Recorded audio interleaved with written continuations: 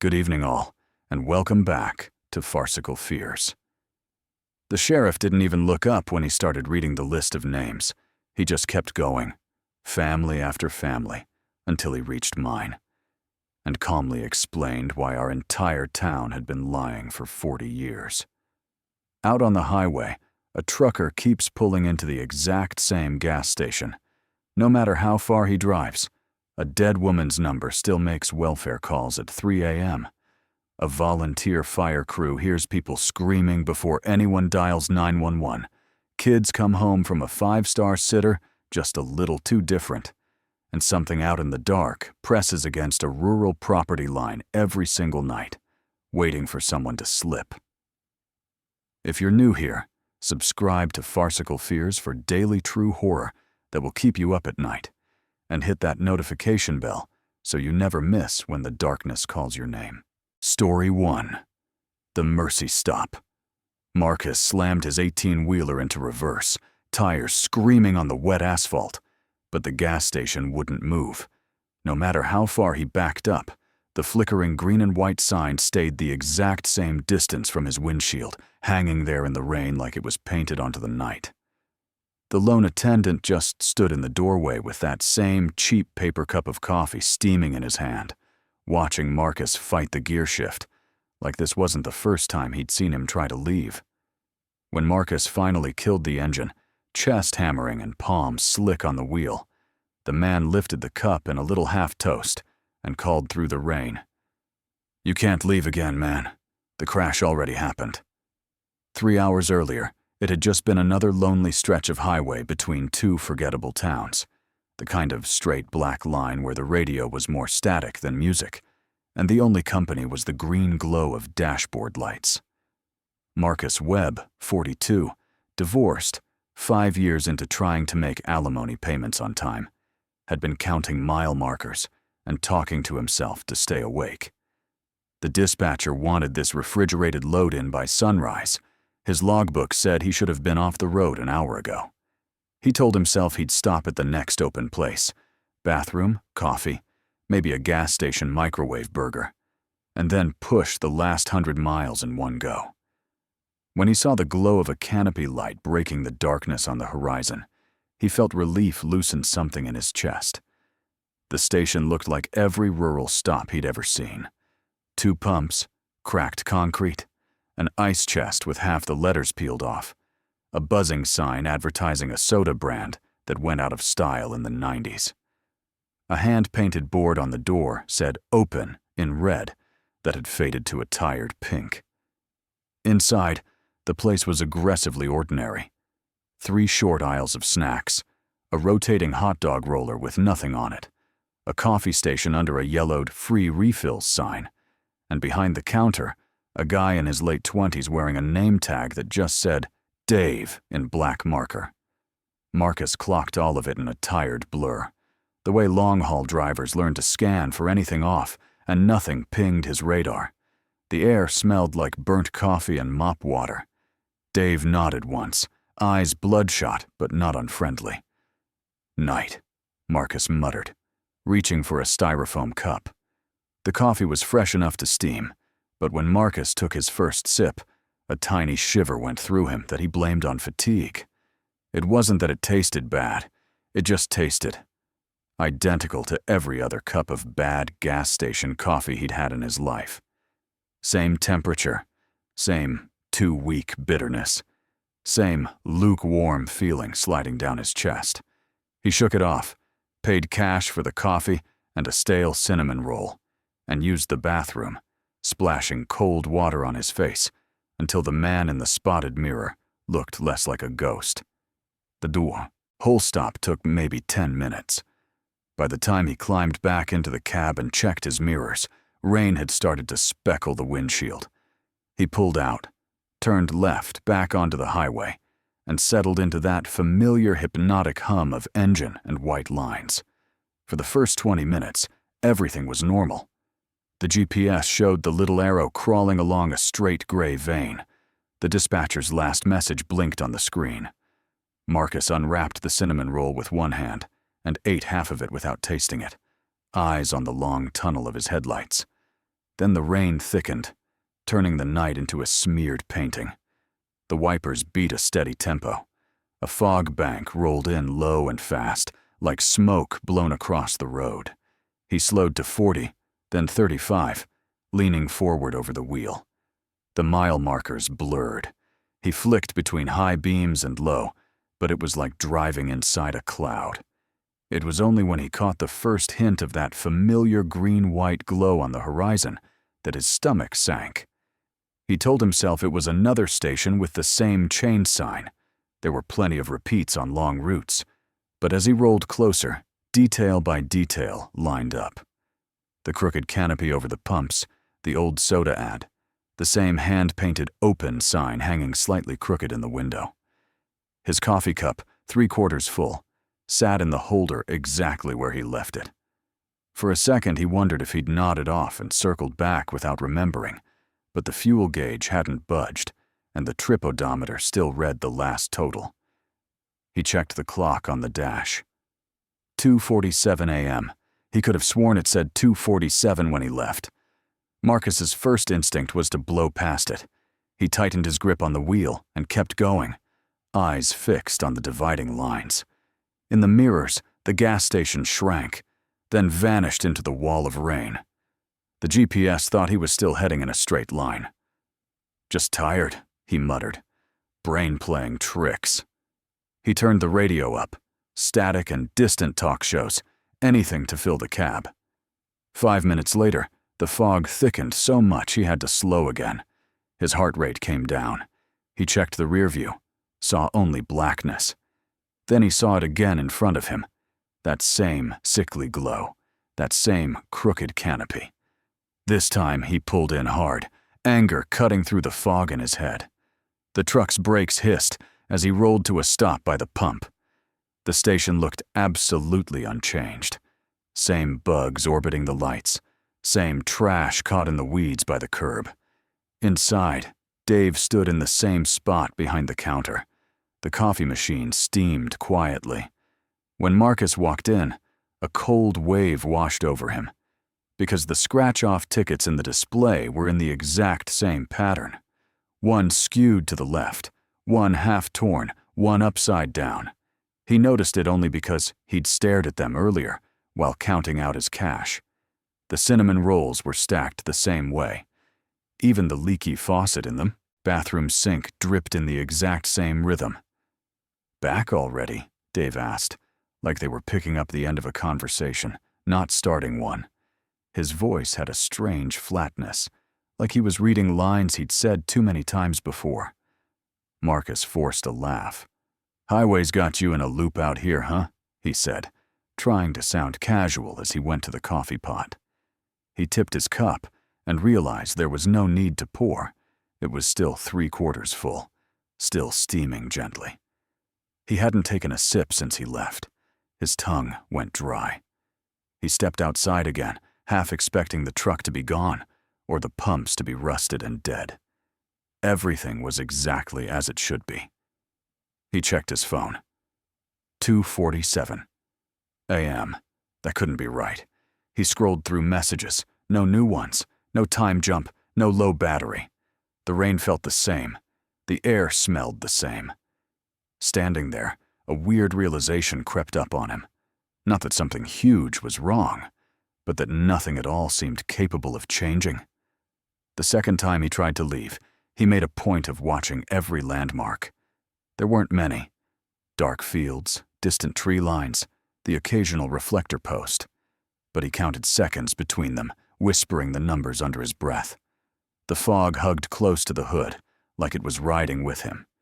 He drove 10 minutes, then 15, then 20 by the dash clock. But the time never left 2:47. When the gas station appeared again ahead of him, exactly the same distance away, his brain refused to accept it. He drove past, knuckles white on the wheel, pulse climbing into his throat. The glow shrank in his mirrors. Then, 2 breaths later, it was ahead of him again. That was when he slammed the truck into reverse. In his panic, logic went out the window. The engine roared, gears protesting, as he backed up down the empty highway, eyes flicking between mirrors and that stubborn, hovering sign. It stayed in front of him, like the road itself was some kind of treadmill, and he was stuck in place. No matter how far he reversed, the station remained exactly where it had been, an unmoving anchor in a world that had quietly let go of forward and backward. When he killed the engine and sat listening to the ticking and the rain, the silence was worse than any noise. He could hear his own breathing, fast and shallow. He stepped down from the cab on legs that didn't feel connected to his body and walked back inside, the bell above the door jingling the same weak jingle he'd already heard twice tonight. Dave watched him with a tired sadness Marcus hadn't noticed before. "How many times have I come in here?" Marcus asked, voice cracking in the middle. Dave stared at him for a long moment, then set the coffee cup down with a soft thud. His hand shook almost imperceptibly. "Tonight?" he asked. "Or in general?" "Tonight," Marcus snapped. "How many, man?" Dave's jaw worked like he was chewing something tough. Finally, he said quietly, "4 that you remember. 7 altogether." The floor seemed to tilt under Marcus. "What are you talking about?" "You always forget the ones where you get angry," Dave said. "Or where you don't want to hear it yet. But it always comes back here. Highway's just a shape now. This is the only solid bit left for you."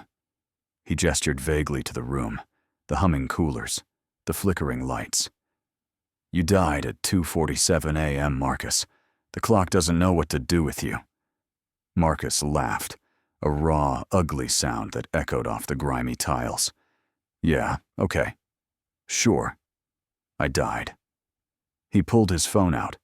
He'd kept it face down in the cup holder when he drove, a habit to avoid distractions. He thumbed through to the video app. "You got cameras out there?" he demanded. "You want to see if your ghost theory holds up? I'll show you me driving in and out 3 times. Dave didn't answer. He just watched as Marcus loaded up the most recent dashcam file and hit play. The video started normally. The highway unspooling ahead, wipers beating, a faint reflection of Marcus's face in the glass. The timestamp in the corner read 2:46:13. The truck approached the gas station, blinker ticking as he pulled in. The camera saw him park, saw him climb down, saw the station doorway. Then, in the reflection on the glass of the convenience store door, as Marcus went inside, something else moved. The too-fast blur of headlights, the squeal of brakes, the impossible angle of a trailer fishtailing on slick road. A second version of his own truck appeared for an instant in the reflection, sideways across the lane. Then there was a flash of twisted metal and white. The video glitched. The timestamp froze at 2:47:02. For a full 10 seconds of real time in the store, the video showed nothing but the still shot of the truck parked by the pump, wipers frozen mid-swipe, rain hanging in midair like beads on an invisible wire. Marcus watched his own figure walk back out of the store, but when he should have stepped into frame, nothing happened. The door swung on its hinges. The truck cab sat empty. The world in the video looked fine, but he was missing from it, like he'd been cut out with a razor blade. "I don't," he began, but his throat closed around the words. "You always get to this part," Dave said softly. "Sometimes you throw the phone, sometimes you sit down. Once you tried to run down the highway." He gave a humorless half-smile. "Doesn't go anywhere." Marcus replayed the few seconds where the crash flickered in the reflection. It wasn't possible. He would have remembered that. He would have scars, paperwork, a hospital bill. But in the reflection, he could see his own face in the windshield at the exact moment of impact. Mouth open, eyes wide, one hand coming up too late. He felt a phantom ache in his ribs, a pressure in his chest, like something heavy was still sitting on it. "What is this place?" he whispered. Dave shrugged, shoulders slumping like he was tired of the question. "Gas station, far as I can tell. Just the last place you stopped before everything came apart. You must have liked it."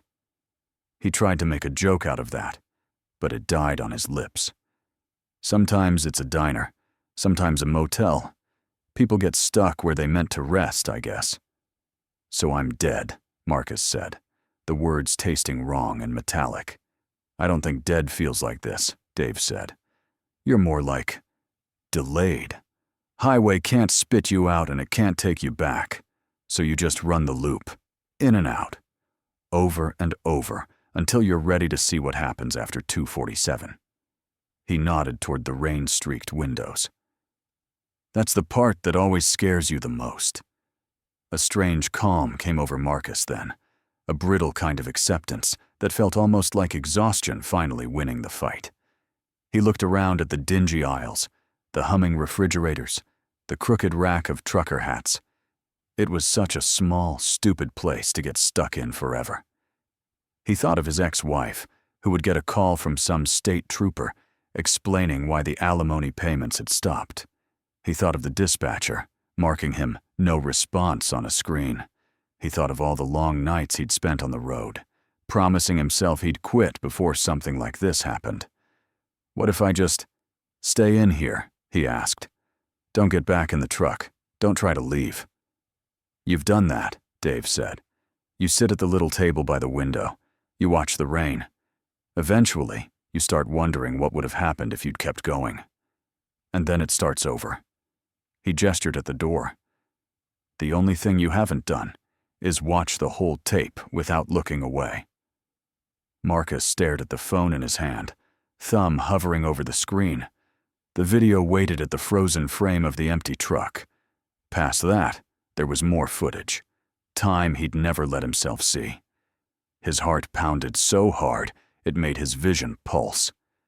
Every instinct screamed at him to throw the phone, to walk out, to try the highway again, to do anything but what the universe seemed to be nudging him toward. He sank down onto a plastic chair by the front window, the same chair 100 other night drivers had slumped in, and set the phone on the table. His finger shook as he dragged the slider past 2:47. The timestamp jumped. 2:48. 1. The camera view shifted abruptly to the side of the road, police lights strobing red and blue across wet asphalt. His own truck lay on its side in the median, trailer crumpled, glass gone. Figures in reflective vests moved around it like slow insects. An ambulance door stood open. A sheet-covered shape lay on a stretcher beside the wreck, the white fabric plastered to its outline by the rain. Marcus watched the paramedic pull the sheet down for a moment to check something. He saw his own, slack face, pupils fixed on nothing, a smear of blood down one cheek. The timestamp ticked onward. 2:52. 3:10. 3:47. They loaded the body. The tow trucks came. The road cleared. Dawn started to think about touching the horizon. The world moved forward without him. The loop didn't reset right away. For the first time, the clock on his phone rolled smoothly to 3:01, then 3:02. The rain outside the gas station softened to a mist. The humming lights seemed a little dimmer. Across from him, Dave let out a breath that sounded like he'd been holding it for hours. You see, Dave said quietly, it doesn't stop there. Marcus swallowed, throat dry as sawdust. What happens now? He asked. Dave looked almost relieved that he didn't have to answer that. That's the one part I never get to see, he said. My guy never comes back to tell me. Outside, the highway stretched away in both directions, a wet ribbon catching the first faint hint of morning. For the first time since the clock froze, Marcus felt something shift inside the trucker's instinct to just keep moving, no matter what. He stood up slowly, leaving the phone on the table. The urge to get back in the cab and fight the loop again was still there, but it felt thinner now, like a habit more than a command. At the door, he hesitated. You stuck here too? He asked, glancing back at Dave. The attendant smiled sadly. Different crash, he said. Different night. Same kind of stop. He lifted his coffee in a parting salute. Maybe this is just where we wait on whatever's coming to pick us up.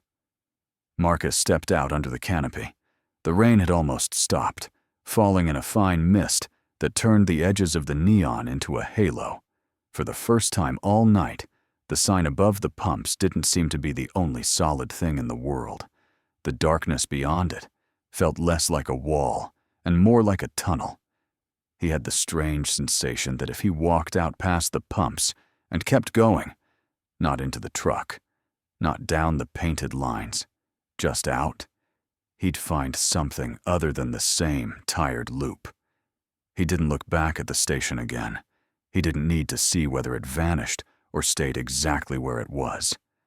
The last thing he heard as his boots left the concrete and touched the wet gravel at the edge of the lot was the faint jingle of the doorbell behind him, as if someone else had just walked in to start their own long night. Story 2. The courtesy call. By the time the phone rang for the third night in a row at 3:07 a.m., Diana had already started sleeping with the cordless on the pillow beside her, just to prove to herself that she wasn't imagining it. The same canned county jingle played. The same cheerful automated voice chirped. "This is a wellness check. Courtesy call from Brookfield County Services. Press 1 to confirm you are safe." And the same name flashed on the caller ID. Laura Henley. Laura Henley, whose funeral Diana had attended 3 months ago, watching dirt thud onto the plain wooden coffin, while the pastor talked about sudden aneurysms and the fragility of life. The first 2 nights, Diana had hung up halfway through the script, fingers shaking too hard to press anything. On the third, she let the message play to the end, holding the phone a few inches from her ear, until, right underneath the recorded voice, she heard the faint sound of someone breathing, like a person was standing too close to the microphone and trying not to cry. When the recording said, "If you are unable to respond, someone will be sent to your address," another voice, hoarse, almost a whisper, overlapped it and said, "Don't let them come." 3 weeks earlier, Diana had been closing the Brookfield Public Library on a Tuesday night, going through the same motions she did every evening. Collect the last stray books from the tables, roll the carts into the back, shut down the public computers one by one, making sure each browser was cleared. The library smelled like old paper and fresh toner, familiar and comforting. Brookfield was the kind of place where the library did triple duty as community center, babysitting service, and free heating in the winter. She knew the regulars by name, knew their reading habits better than their own families did. At 7:55 p.m., as the fluorescent lights flickered to their dimmer setting, and she turned the "open" sign to "closed," the county IT guy had walked in, carrying a cardboard box full of refurbished phones and routers, talking too fast about modernizing systems and automated outreach. One of the upgrades, he'd explained, was a welfare calling program for elderly and at-risk residents, pre-recorded check-ins that went out at set times, logging whether the person pressed 1 for "I'm okay," 2 for "I need help," or didn't answer at all. "It's going to save lives," he'd said, without looking up from the tangle of cables. Diana, who had grown up in Lagos and moved to Brookfield after her PhD dreams had been replaced by the cold math of American rent, liked systems. They made sense. They were predictable. The welfare calling program sounded clinical but useful, especially in a town where one bad snowstorm could trap an old person alone for days. She'd helped type in the initial list of names the county social worker sent over. Mostly retirees, a few people with disabilities, handful of frequent callers who use 911 to cope with loneliness. The last name on the list had been Laura Henley, age 68, widowed, living alone on the edge of town. Laura had been one of her favorite patrons, a former local history teacher who checked out armfuls of microfilm and dusty county registers, always smelling faintly of lavender and cigarette smoke. She died before the system went live, so when Diana saw her name, she'd said, "She's deceased. You can take that one off." And the social worker had made a non-committal noise and moved on. The first 3 a.m. call had jolted Diana out of a shallow dream about being locked in the library. The display had shown Laura Henley, and for a second, half asleep, she'd thought it was some kind of cruel prank. Then the welfare script had played, and she'd realized it was coming through the county's own number, routed with Laura's as the ID. "This is a wellness check courtesy call from Brookfield County Services." The voice was upbeat, genderless. The line crackled once, then cleared. Diana had stabbed end and lain awake until sunrise, her heart thudding at every creak of the old house. The next morning, she'd chalked it up to a glitch. Maybe the contact list hadn't updated after Laura's death. Maybe the system had pulled an old entry. When she mentioned it to the social worker, a tired woman named Beth, she'd gotten a distracted, "Yeah, it's still ironing things out. I'll flag it." The second call came exactly 24 hours later, down to the minute. This time, Diana listened longer, trying to hear if anything human lived under the script. The jingle. The script. "Press 1 to confirm you are safe." There had been a tiny sound then, like a breath sucked in through teeth, followed by a soft, rhythmic tapping, as if someone on the other end was drumming fingernails on a tabletop in time with the words. When the voice reached, "If you are unable to respond, someone will be sent to your address," a muffled thump sounded, like a hand slapping over a receiver. The line went dead. Diana checked the call log when she woke fully, trying to convince herself she'd dreamed it, but the number was there. Duration, so 27. On the third night, when she heard the whispered, "Don't let them come," layered under the script, the back of her neck prickled so hard it felt like someone had run ice down her spine. She didn't press 1 or 2. She didn't hang up. She just sat in the dark, clutching the phone and listening to a dead woman beg her through static. When the message ended with its chipper, "Thank you and have a safe night," there was a delay, a soft rustling on the line, and then nothing. The next morning, she went straight to the county building instead of the library, her black curls still damp from a rushed shower, eyes burning from lack of sleep. The IT guy, Mark, listened to her explanation with the faintly condescending patience of someone who believed any problem could be solved with a reset button. "It's impossible," he kept saying, eyes flicking between his monitor and her, as if comparing data to a person and finding the person wanting. "The system auto-updates from the active client list. If she's dead, she's not a client. There's no way for the call tree to even access that record." When she insisted, he turned his screen so she could see. The line for Laura Henley had a red diagonal line through it, and the word "deceased" in the notes. The last interaction on file was a hospital discharge to the morgue. "No active number," he said. "See? It's not being used by the system at all." "Then how am I getting calls from it?" Diana snapped. She pulled her phone out and showed him the log. 3 calls. Same time. Same duration. Give or take a second. Same ID.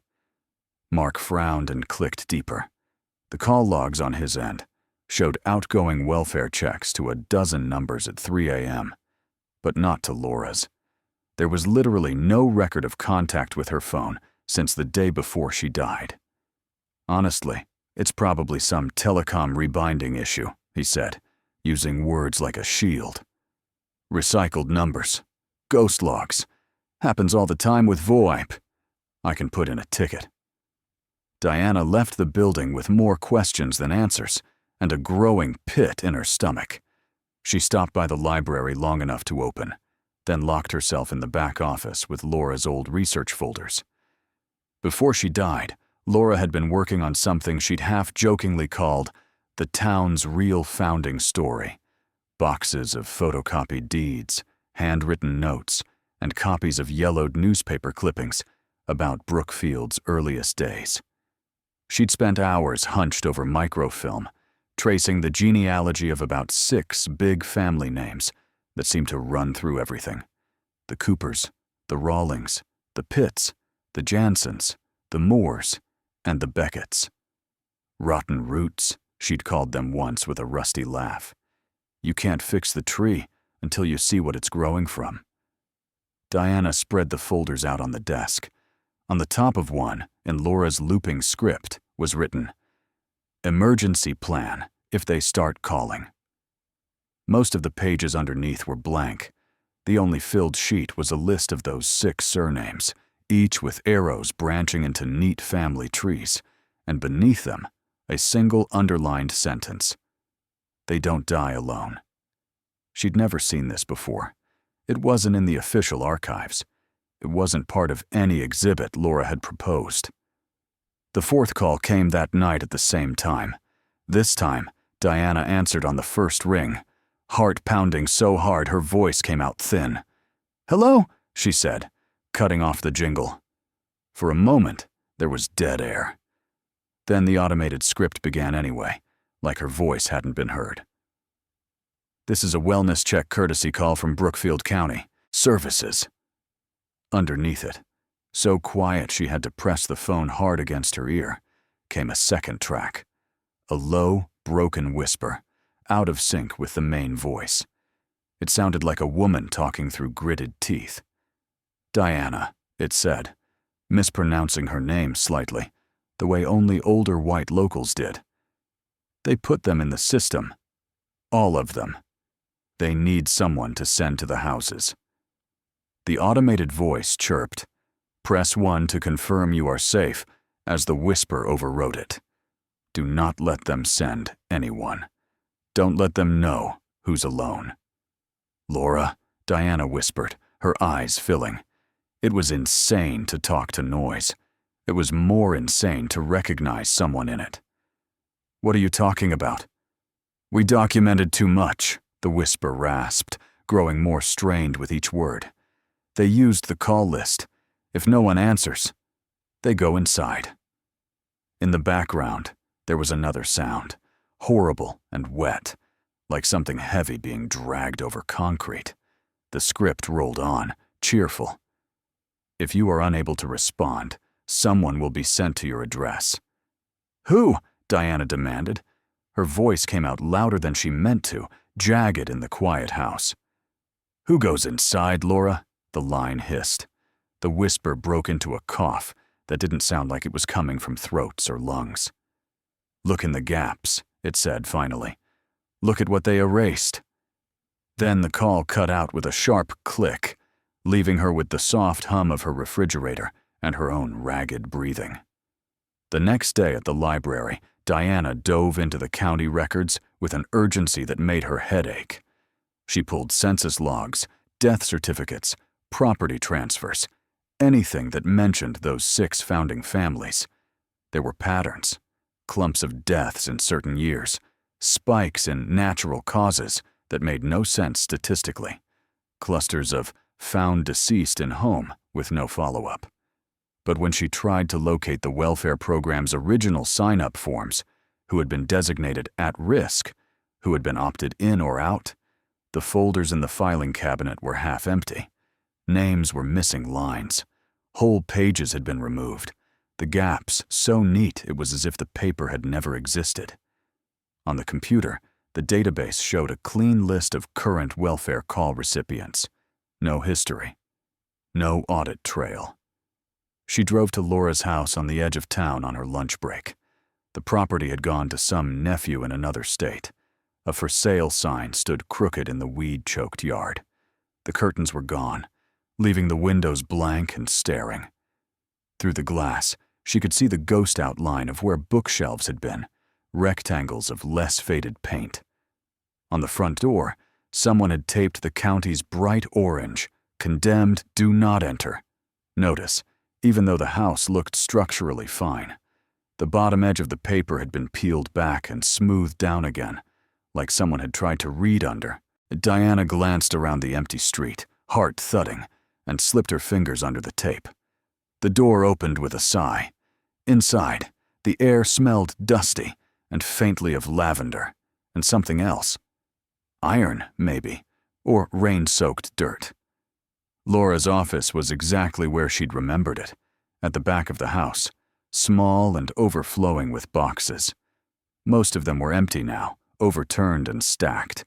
Only one remained sealed, shoved awkwardly under the desk. On the lid, in Laura's handwriting, "If I'm gone, check the calls." Inside the box were stapled printouts of phone records, thick as a phone book. Every outgoing welfare call from the county system for the first 2 months of its operation had been logged by hand. At the beginning, each name was neatly checked off: Coopers, Rawlings, Pitts, Jansons, Moores, Beckett's. As the pages went on, the check marks stopped for some names, but not others. After Laura's own first heart episode, Diana found the hospital bill copy tucked between pages. The ink on the notes grew shakier. Several names were circled in red with the word "No answer" scrawled beside them and a date. In the margin, Laura had written, "They sent someone anyway." Under that, in even more frantic pen, "They come when you're alone." A floorboard creaked behind Diana. She spun, pulse skyrocketing, but no one was there. The air felt crowded, though, as if the room remembered being full of someone's obsession and wasn't ready to be empty yet. She snapped photos of as many pages as she could before the building's oppressive quiet got the better of her, and she fled, pulling the door shut with shaking hands. That night, the call came at 3:07 on the dot. This time, when the automated voice said, "Press 1 to confirm you are safe," Diana slammed her thumb down on the 2 key instead. The whisper under the line let out a noise that was almost a sob. The script chirped, "You have indicated that you need assistance. Someone will be sent to your address immediately." A new sound joined the static then, a faint, distant knock, slow and deliberate, echoing as if it were coming from the other side of a long hallway. "Why did you do that?" the whisper hissed. It was unmistakably Laura now, fear sharpening the syllables. "You told it you're alone." "I'm not," Diana lied, even though the house was as silent as a grave. "What happens when they send someone?" she whispered. "You already know," Laura said. Paper rustled on her end. Diana imagined the ghost of an old woman paging through her own notes. "You read the gaps. Brookfield has never lost anyone alone in their homes. There's always something with them. That's the bargain. The families don't die out. They send something in when the line goes dead." There was a noise at Diana's front door then, soft but unmistakable. The sound of a single knuckle tapping, once, twice, 3 times. She froze. The knock wasn't desperate. It was patient. "They're efficient," Laura said tonelessly. "They know the route. They know who answered and who didn't. Don't open. Don't speak. Don't let it hear you breathe." "Who is it?" Diana whispered, tears tracking hot down her cheeks. "Not who," Laura said. "What they owe. What they feed." The automated script, oblivious, chirped, "Assistance has been dispatched. Please remain where you are." The knocking came again, a little louder this time, followed by the faint rattle of the doorknob. As if whoever, or whatever, was outside knew the shape of a handle, but not the concept of locked. The porch light, which was on a motion sensor, flicked on and off through the thin curtains as something moved just beyond the glass. Diana dropped to the floor, pressing herself against the wall, where she couldn't be seen from the street, her breath coming in shallow, painful gulps through her nose. On the phone, the line crackled. "This is why I called you," Laura said, her whisper fraying. "They built the town on it. They kept the records in my section so I'd never see the pattern until it was too late. They need the program to know where to knock. If no one answers, they send it to check. If someone answers..." There was a pause, and in that pause, Diana heard a scraping at her mailbox, the metallic squeal of it being opened and closed slowly, like fingers testing the slot. If someone answers, it waits. until you're alone. I've been alone, Diana choked. For years. Not like this, Laura said. Not tagged. Not on the list. Her voice dropped so low Diana could barely make it out. You have to get off the list. The obvious answer, call the county, opt out, unplug the phone, felt uselessly small, faced with the patient knocking that was now moving along the siding, searching for a weakness. Something dragged across the porch, a sound halfway between claws and the edge of a heavy piece of furniture.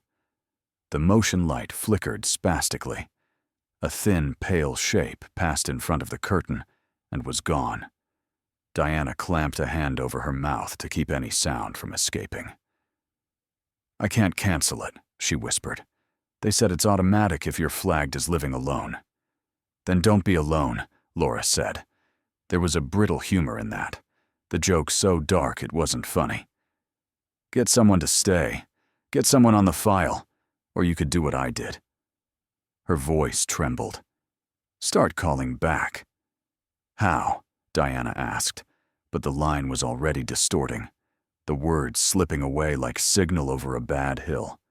The automated voice repeated, Assistance has been dispatched. Please remain where you are, as if it could see her huddled on the floor. The knocking made its slow way down the wall toward the back of the house, then stilled.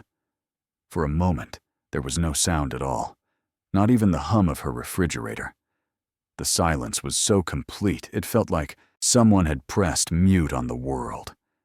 Then, from directly above her, in the attic she never used, came 3 identical knocks, perfectly spaced. Diana didn't sleep again that night.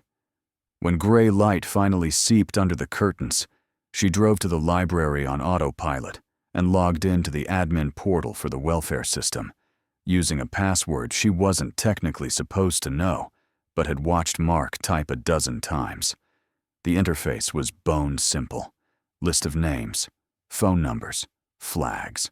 There was no opt-out checkbox, no kill switch. There was, however, a field labeled secondary contact. Most of them were blank. On her own entry, Okoye, Diana, there was only one phone number, her own. Hands shaking, she typed in a second one, the main line for the Brookfield Public Library. She hit save. A little loading icon spun. Then the entry updated. Primary contact. Home. Secondary contact. Work. When she clicked deeper, a note popped up that hadn't been there before. If primary fails, send assistance to secondary. Her stomach turned over. They weren't checking in on people. They were mapping them. Her first instinct was to delete the entire program, but the system wouldn't let her. Permissions denied. She wasn't high enough in the food chain. What she could do, though, was change numbers, remove them, shuffle them. With a kind of grim, panicked clarity, she started going through the list of surnames Laura had circled in her notes. Coopers, Rawlings, Pitts, Jansens, Moores, Beckett's. She deleted phone numbers tied to deserted farmhouses and replaced them with lines that rang to nowhere. She added the police station as the only contact for the richest family in town. For a few of the oldest names, the ones that sat at the center of every branch of the town's history, she put the county's own desk as both primary and secondary. Let whatever walked in the night knock on their building for a change. That night, the 3:07 a.m. call came as usual. This time, when the script played, there was no whisper underneath. Only the faint echo of a room that sounded like it had been empty for a long, long time. When it prompted, "Press 1 to confirm you are safe. Press 2 if you need assistance," Diana stared at the ceiling where the attic door hatch was a dark square in the plaster. The house was so quiet she could hear her heartbeat in her ears. She pressed 1. "Thank you," the voice said. "Your status has been recorded." For several minutes after the line went dead, she lay there, waiting for the knock. None came. The motion light on the porch stayed solid. A car passed distantly on the main road, its tires whispering on wet asphalt. Somewhere in the walls, an old pipe pinged as it cooled. Eventually, she fell into a light, jagged sleep. In the weeks that followed, Diana checked the welfare logs every morning before opening the library. Some calls went unanswered. She watched the system mark them and route assistance the way it had been designed. Sometimes, a little note would appear in the margin after. Client contacted, status resolved. Sometimes there was nothing at all. Once, in the police blotter column of the Brookfield Gazette, a single-line item appeared. Welfare check, no action needed, next to the address of one of the Beckett properties. That night, she didn't get a call. On what would have been Laura Henley's birthday, the phone stayed silent at 3:07. Diana lay awake anyway, staring at the ceiling, thinking about the typed phrase that had started all of this. Wellness check, courtesy call. Somewhere in the county's network, in some data center humming away in a state she'd never see, the system kept dialing, night after night, mapping who was alone, who pressed 1, who pressed 2, who never answered. Brookfield's founding families still owned most of the land. Their names still sat on half the plaques downtown. Their numbers were now redirected to each other, a closed loop. Diana didn't know if what she'd done had cut the line to whatever had knocked on her walls, or if she'd simply pointed it toward better-fed houses. She only knew one thing with sick certainty. If the call ever came again, from a number she recognized, and a voice she didn't, asking her to confirm that she was safe and alone, she would let it ring and ring and ring until the system got tired of waiting and decided she wasn't there at all. Story 3. The Volunteer Fire Department. By the time the alarm lights in the bay snapped on by themselves, every veteran in the department was already halfway into their gear, moving with the eerie, practiced calm of people who had been waiting for a signal no one else could hear. There was no tone from dispatch, no pager buzz, no radio crackle, just the sudden, suffocating red wash of the emergency strobes bouncing off the firehouse walls and the old civil defense speaker in the basement, hissing like it was about to cough up a ghost. I was still sitting at the kitchen table upstairs, halfway through a cup of bad station coffee, when I heard my own voice over the intercom, crying, "Mayday! Mayday! I'm trapped in here!" from a fire that hadn't started yet. Chief Harlan looked up at me from the doorway to the bay, helmet already in his hand, and said in a voice that made my stomach drop, "That's you on the tape, Banks. That's why you're riding out tonight.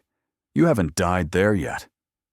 3 months earlier, when I first walked into Station 4 to fill out the volunteer application, it had smelled like every other small-town firehouse I'd ever seen.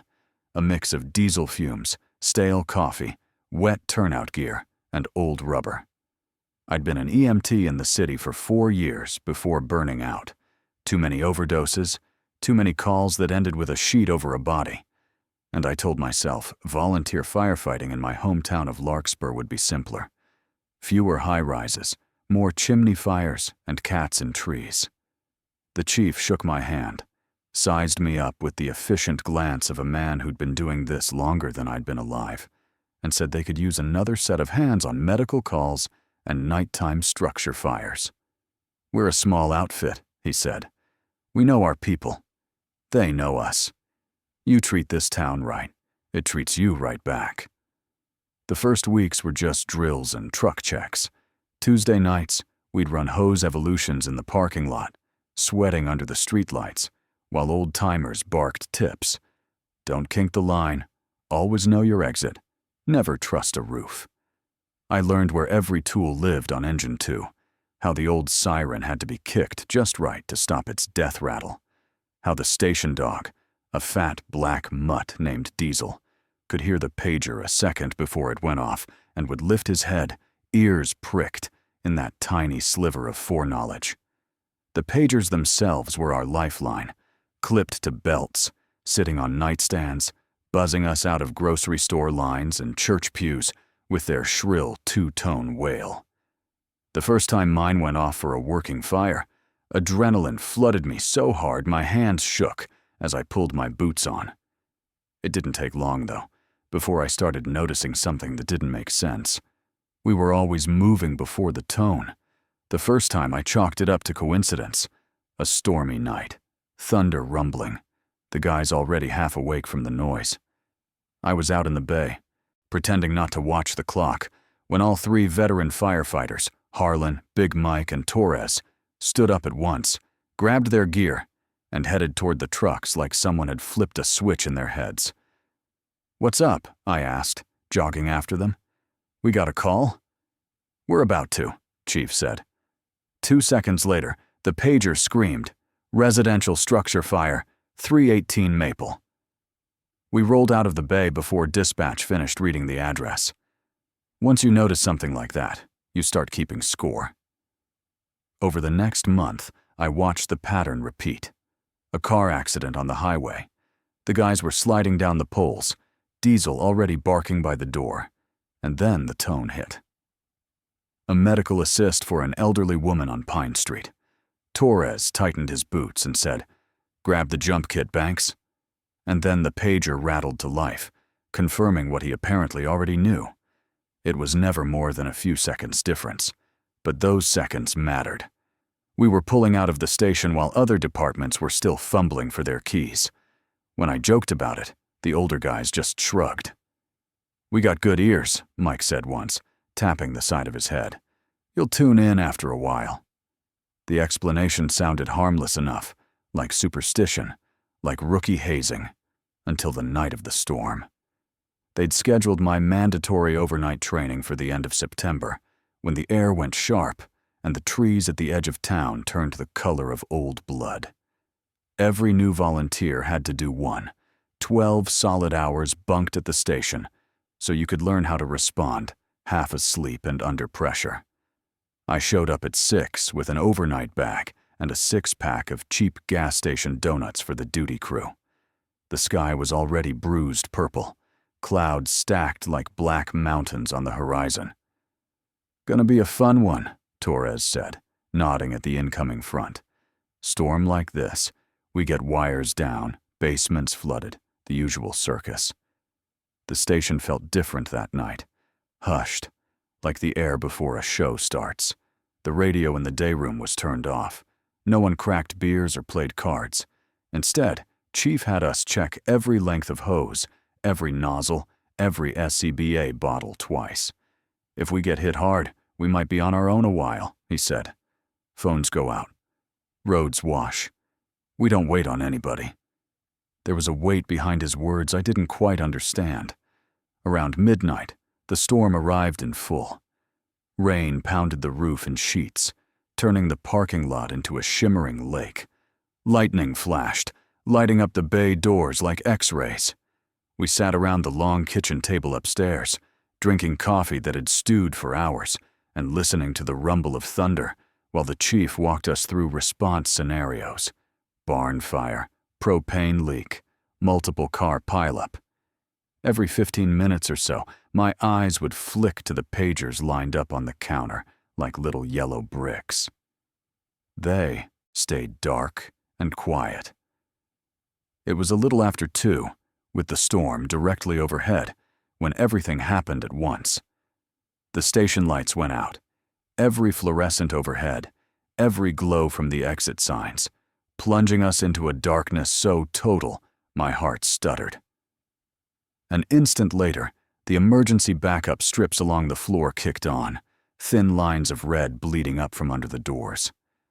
Downstairs in the bay, I heard the unmistakable clunk of the bay door motors engaging and the truck's interior lights snapping on. The shrill start of the station alarm cut through the thunder, but the dispatch tone never followed. My pager stayed dead on my belt. The veterans didn't hesitate. Chairs scraped back. Boots hit the floor. Chief Harlan's flashlight beam sliced through the dark as he said, "Gear up. We're going." "We don't have a call," I said, stupidly, because my brain couldn't reconcile the drilled-in rule. Wait for dispatch, with the sight of everyone suiting up. "We will in about 30 seconds, he said. "Move, Banks." I followed them down the stairs to the apparatus bay, the sound of the storm outside amplified by the high ceiling and the echo of our footsteps. The big overhead doors were already rolling up, letting in sprays of wind-driven rain. Diesel paced by the front bumper of Engine 2, hackles up, growling low in his throat at something I couldn't see. The old civil defense panel on the back wall, a relic from the Cold War, all dials and rusted switches, was lit for the first time since I'd joined, its needle jittering in place like a compass near a magnet.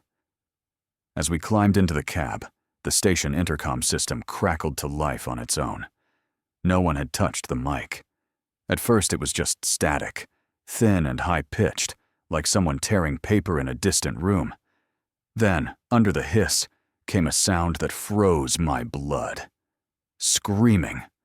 Not the clean, singular scream of a person in sudden pain, but a layered howl, voices over voices, like a crowd all yelling the same thing at once in different keys.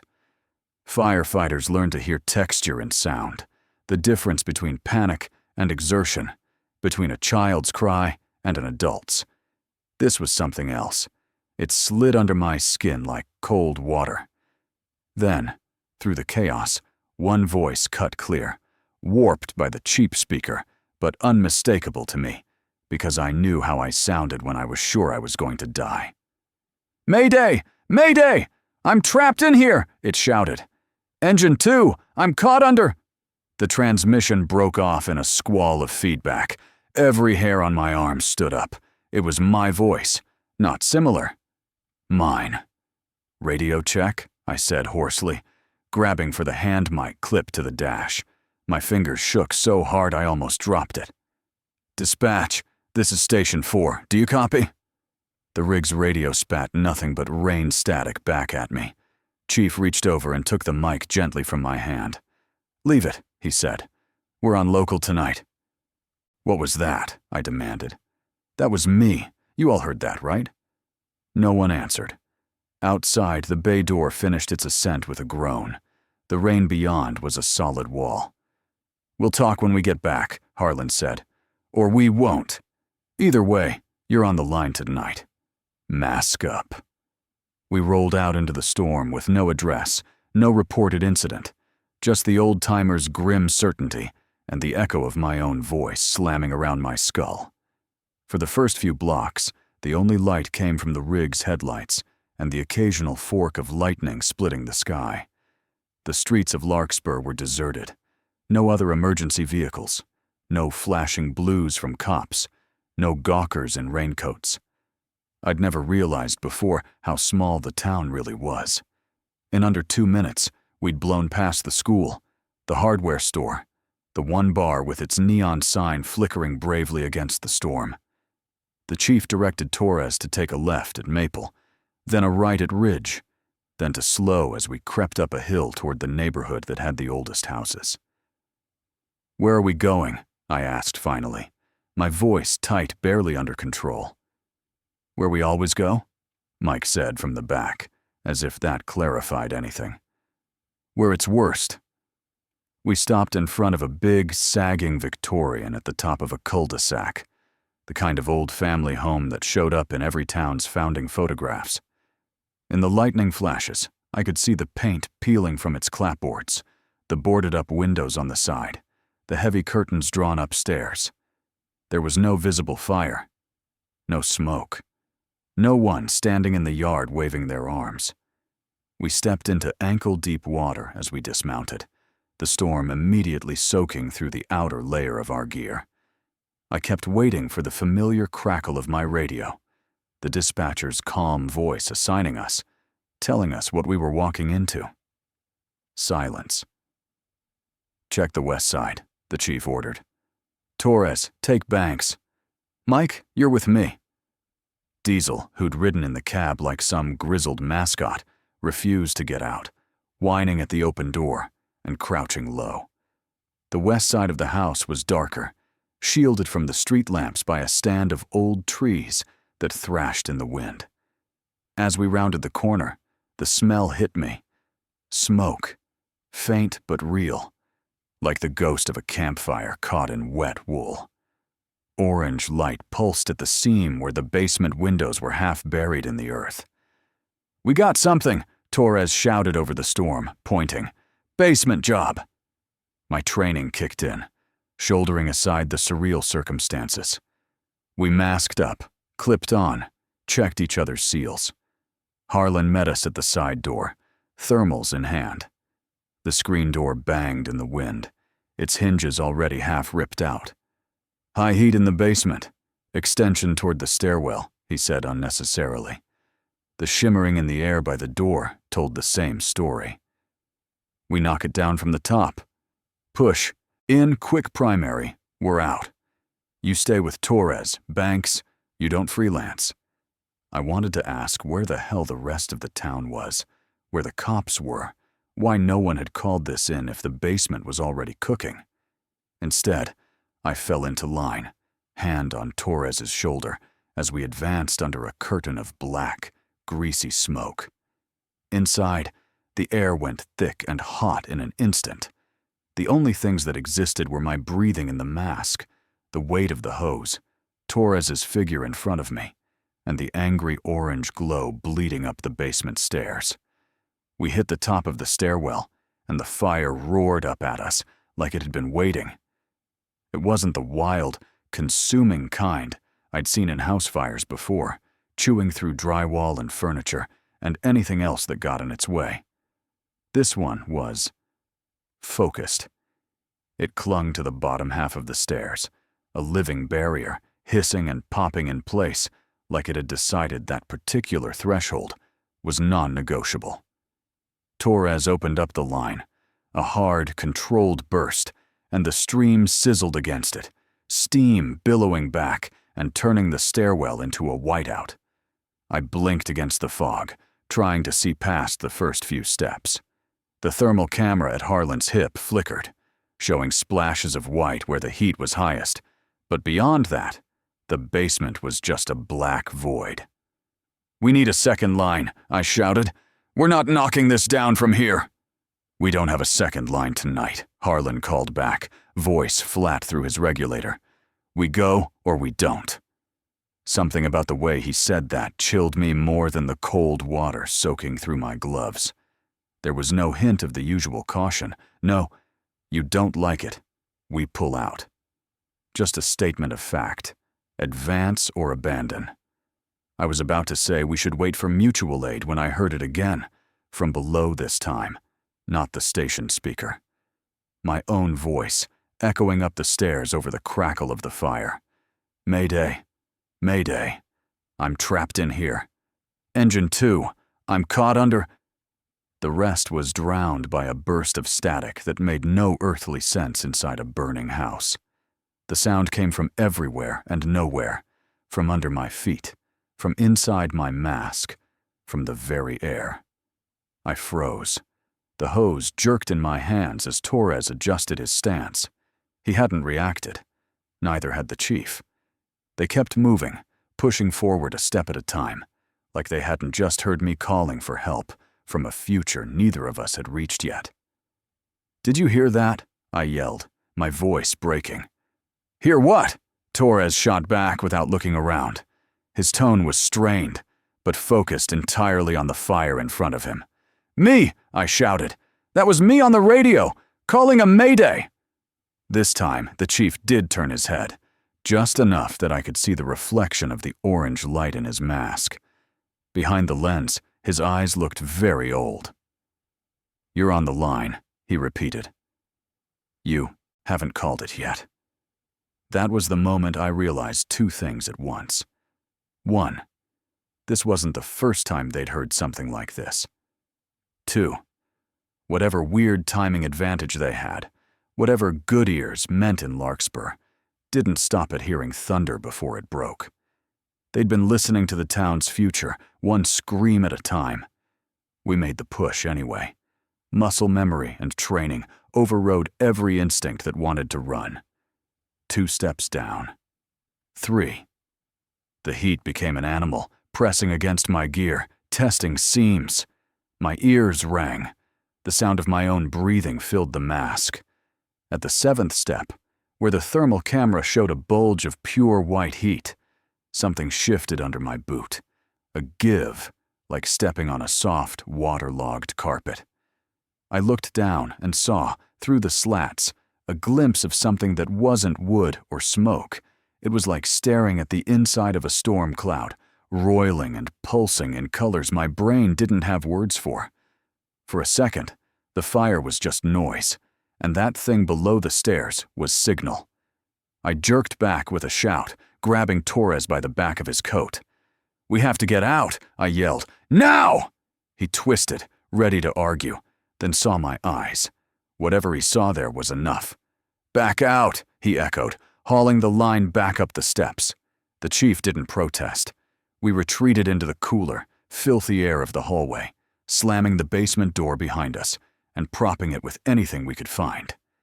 The fire hammered at it from below like a living thing, thudding against the wood in waves. Outside, in the relative peace of the rain and the flashing truck lights, I ripped my mask off and sucked in lungfuls of wet, cold air. My whole body shook. "What the hell is that?" I gasped, pointing at the house. There wasn't even a call. Who lives here? Why were we here before dispatch? "The Janssens," Harlan said shortly, pulling his own mask off. His hair was plastered to his skull with sweat. "Old family. Old house." "That doesn't answer anything," I snapped. "Why are we hearing maydays before they happen? Why did I just hear myself die?" He watched me for a long moment, rain streaking down his lined face, before he spoke again. "You want the truth?" he asked quietly. "Or do you want to sleep sometimes?" "Truth," I said, because I already knew sleep wasn't coming easy after this night, no matter what he told me. He jerked his chin toward the rig. "We'll talk at the station. We're not done here yet." They let the basement burn itself out under supervision, keeping the surrounding structures wet, making sure the fire didn't jump to the neighbor's vinyl siding. No one came out of the house. No one had been inside to begin with. Not anymore. It had been empty for months, the utilities cut, the realtor's sign gone missing weeks ago in the wind. As far as any official report would be concerned, it was a case of vagrants or faulty wiring. An accident. Back at the station, with the storm finally rolling off to the east and dawn turning the sky the color of wet ash, the world felt small and fragile. The main power hadn't come back on yet, so we sat in the glow of portable lanterns at the kitchen table, steam rising from our soaked shirts. My hands still smelled like burning plaster. Diesel lay under my chair, pressed against my boots, refusing to be any closer to the apparatus bay. Chief took something out of the wall safe I'd always assumed held only petty cash and narcotics lockboxes. An old, battered cassette recorder the size of a brick, its plastic yellowed with age, its buttons worn smooth. Duct tape held the battery compartment shut. He set it on the table between us like an offering. "Before we got nice radios from the county, this was our lifeline," he said. "Old civil defense tie-in. They wired us into the siren network. Asthma attacks, tornado warnings, air raid drills, if you can believe that." He nodded toward the basement under our feet. "Panel down there still works. Someone should have scrapped it years ago. They kept it because it screamed loud, and this town doesn't like to get rid of things that scream loud." He pressed play. The recorder whined a little, then filled the room with sound. At first it was just static and distant, garbled voices from ancient incidents, men shouting, engines roaring, the thin, reedy tone of some long-gone dispatcher calling out farm addresses I didn't recognize. Harlan fast-forwarded in short bursts, finger deft from practice. Every few seconds, a scream or a siren would stab through, then smear into noise again. "You're listening to everything it's ever picked up where that panel's wired," he said. "Ours, counties, sometimes stuff from other nets. I don't know how far it reaches, and I don't pretend to understand it." He hit stop, then rewind, then play again. But about a year ago, it started doing something new. The tape rolled. I heard myself. Mayday, Mayday, I'm trapped in here. Engine 2, I'm caught under. Then that same shriek of feedback cut me off. On the night of the storm, it had felt like I was hearing it live, but this had the faint warble of tape. We pulled that 3 weeks before you ever walked in with your application, the chief said quietly. I've got calls on there from people who haven't joined yet. Calls from fires that haven't happened. Some of them, we've managed to head off. Electrical inspections, code enforcement, anonymous tips to the county. Some of them. He let the sentence hang. You're telling me this thing hears the future, I said, the words tasting absurd, even as part of me had already accepted them. I'm telling you it hears something, he replied. All I know is, if we listen, sometimes we get to the worst places before they're the worst. Keeps the numbers down. Keeps the town sleeping. And the town likes to sleep banks. It likes to believe nothing bad ever happens here. And you just sit around listening to people die before it happens, I asked, voice rising. I thought of the layered screams over the station speakers, the way they'd folded into each other. You record it? Catalog it? We try to keep it from happening, he snapped back. His composure cracked for the first time that night. You think we enjoy hearing it? You think any of us wanted to know when our own voices were going to be on that tape? He took a breath, reeling himself back in. His hands, I noticed, were trembling. First time I heard myself call him Mayday, I almost quit. Would have, if I hadn't realized the other option. What other option? I asked, though I wasn't sure I wanted the answer. Not hearing it, he said simply. Showing up to what we think is a false alarm, and finding a family of 4 turned to charcoal. Fighting a fire blind instead of knowing where the floor gives way, because you heard someone else fall through it already. He looked at me steadily. Ignorance isn't mercy, not in this job. It's just delayed guilt. But me, I said. What about me? You heard me on that tape weeks ago. You still sent me in tonight. He didn't flinch. Because it hasn't happened yet. You heard it yourself. We pulled out before you made that call. You still can. That's the point. Hearing it doesn't mean it's locked in stone. It just means we know what it sounds like if we screw up. As twisted as it was, a tiny part of my brain that had run enough cardiac arrests and crash scenes understood the calculus.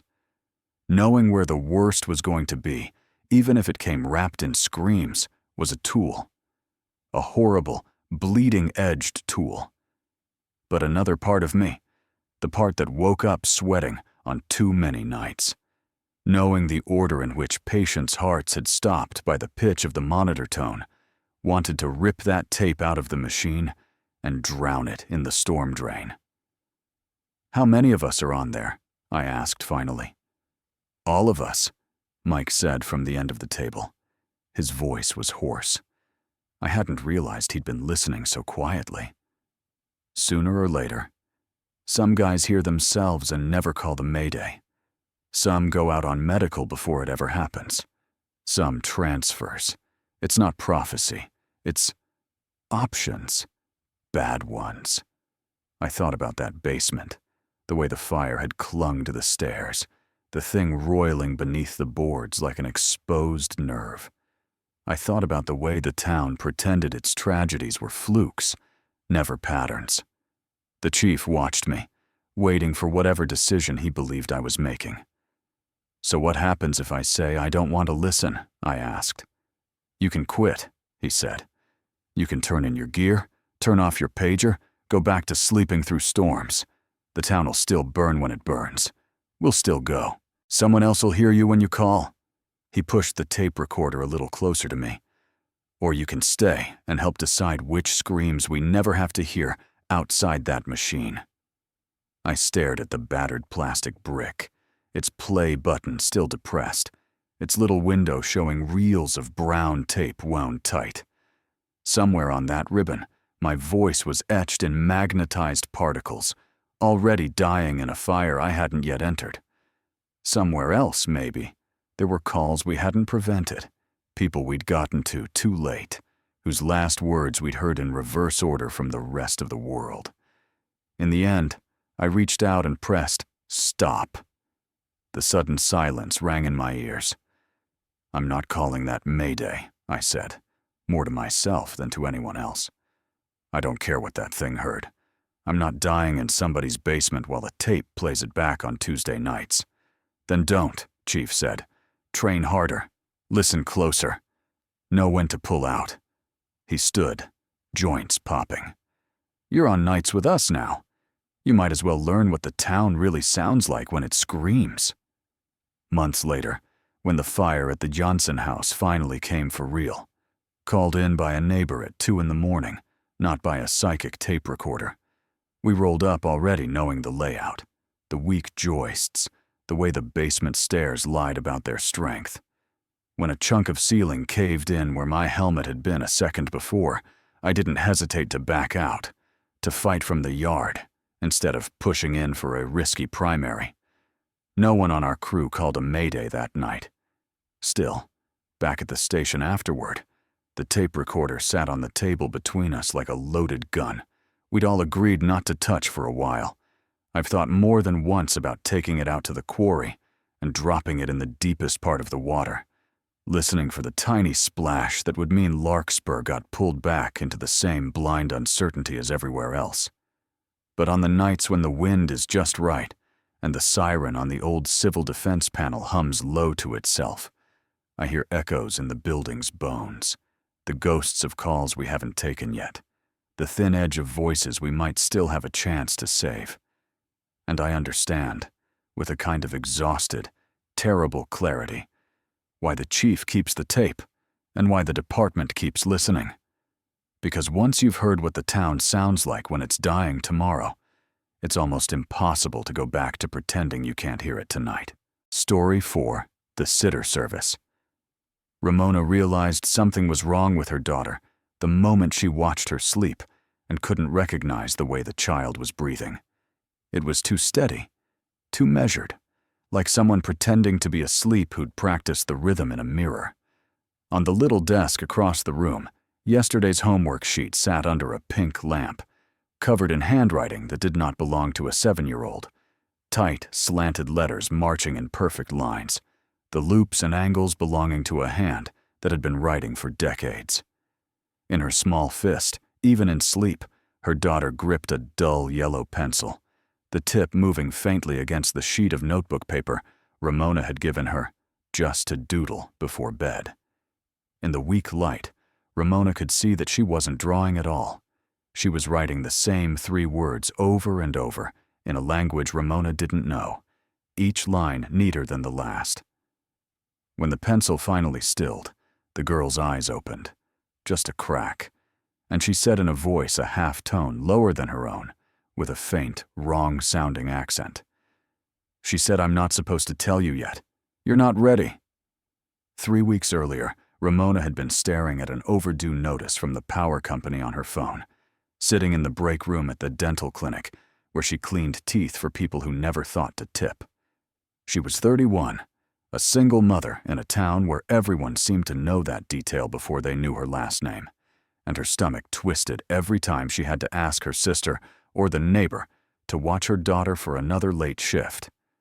When one of her coworkers mentioned a new babysitting service that had started in town, all local girls, background checked, app-based, super safe, you just click and book, it had felt like a small miracle.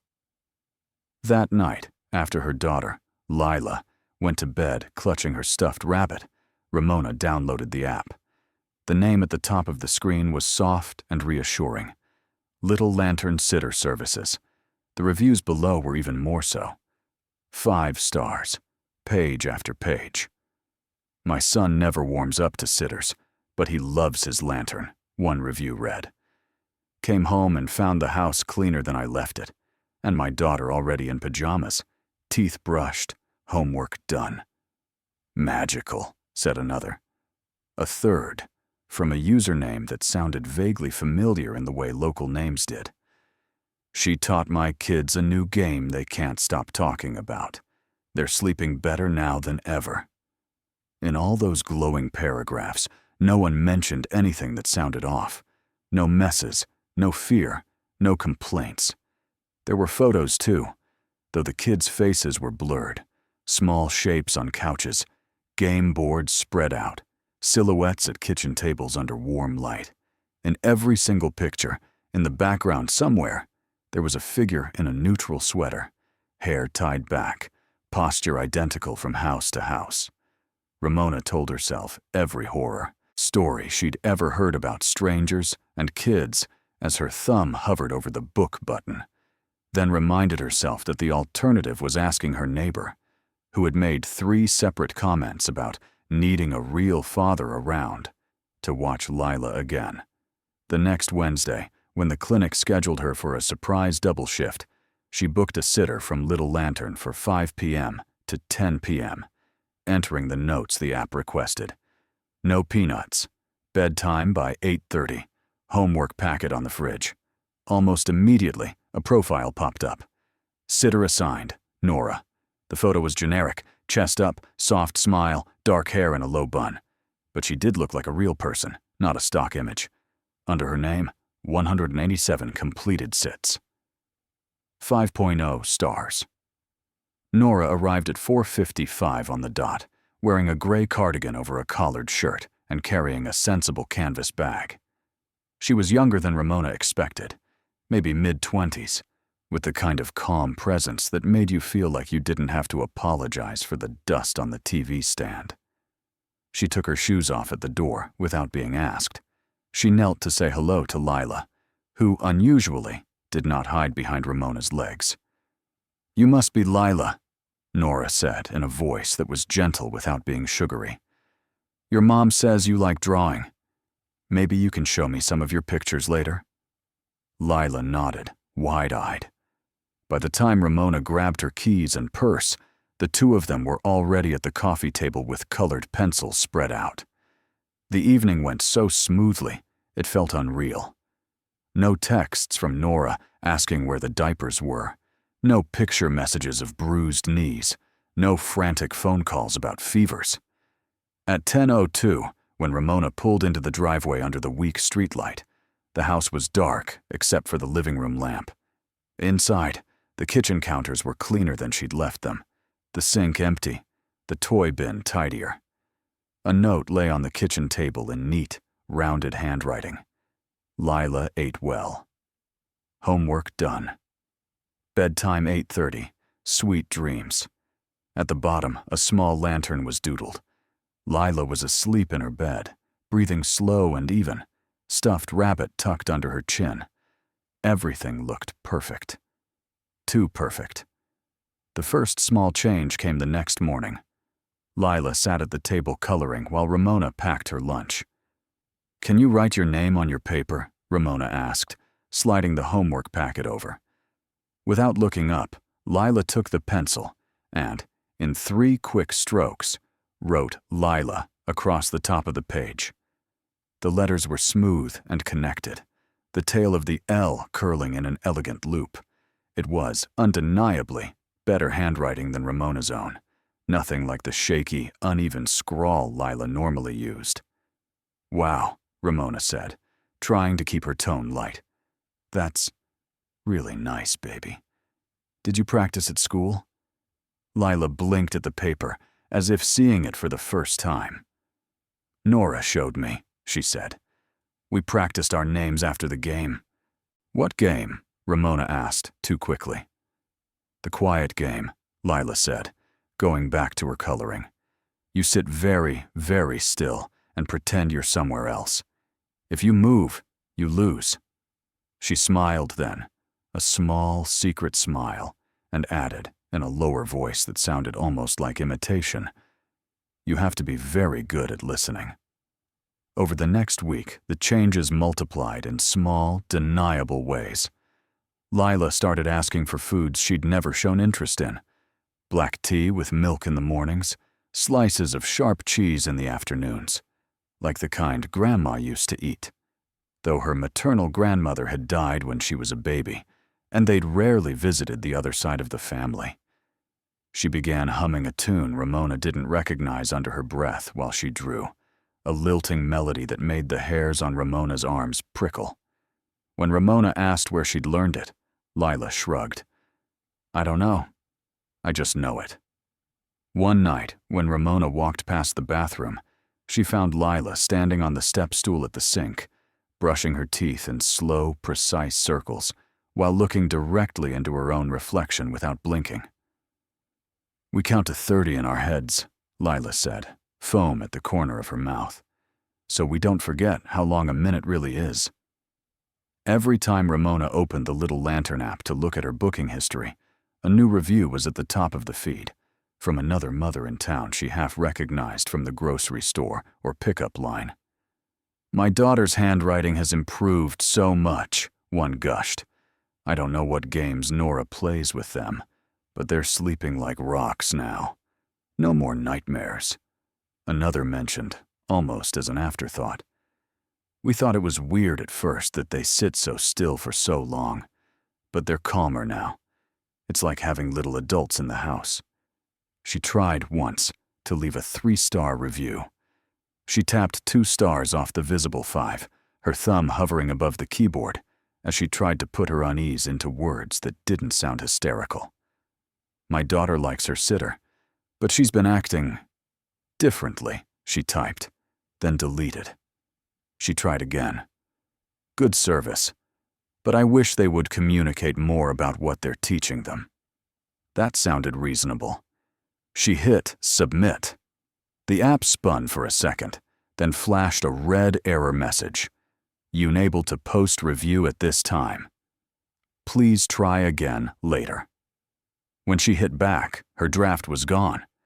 The next time she opened the app, her original auto-generated 5-star rating, left with a single tap, sleep-deprived and grateful on that first night, was still there, untouched.